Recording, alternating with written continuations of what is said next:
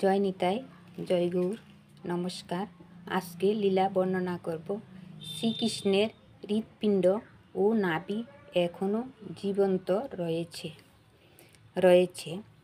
শ্রীকৃষ্ণের মৃত্যুর পর যখন ওনার অন্তিম ক্রিয়া করলেন, তখন ওনার আগুনে সব কিছু পুড়ে গেলেও শুধুমাত্র তার হৃৎপিণ্ড ও নাভিটি পুড়ে নাই। তখন হৃৎপিণ্ড ও নাভিটি কাজ করছিল।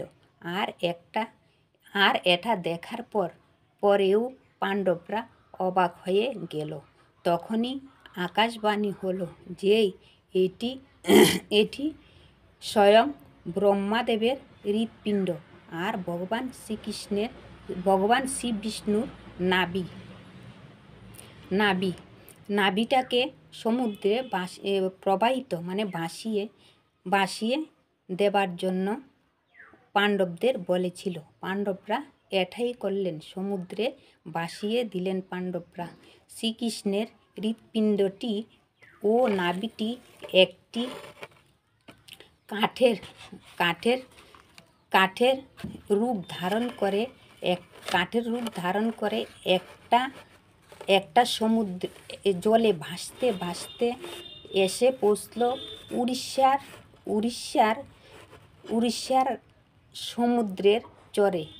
একদিন রাতে উড়িষ্যার রাজা স্বপ্নে দেখলেন যে শ্রীকৃষ্ণের হৃৎপিণ্ড ও নাভি কাঠের তীরে ভেসে আসছে।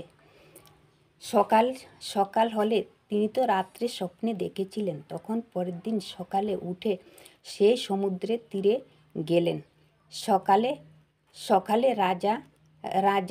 সকাল হতেই রাজা সমুদ্রের তীরে এসে দেখল একটি কাঠ পড়ে আছে। তখন তিনি স্বপ্নে দেখেছিলেন ঠিক যেমন স্বপ্নে দেখেছিলেন ঠিক তেমনি রাজা তখন কাঠটিকে তুলে নিল, আর সেই কাঠটি দিয়ে জগন্নাথ, বলরাম ও সুভদ্রা তাদের মূর্তি নির্মাণ করেন, মূর্তি তৈরি করেছিলেন। তাদের পুরী জগন্নাথ দেবের মন্দিরে স্থাপন করা হলো। তাদের মূর্তিটি জগন্নাথ দেবের মন্দিরে স্থাপন করা হলো। তখন এখানে শ্রীকৃষ্ণ হৃৎপিণ্ড ও নাভিটা বেঁচে আছে।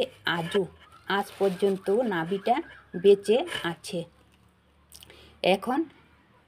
এখন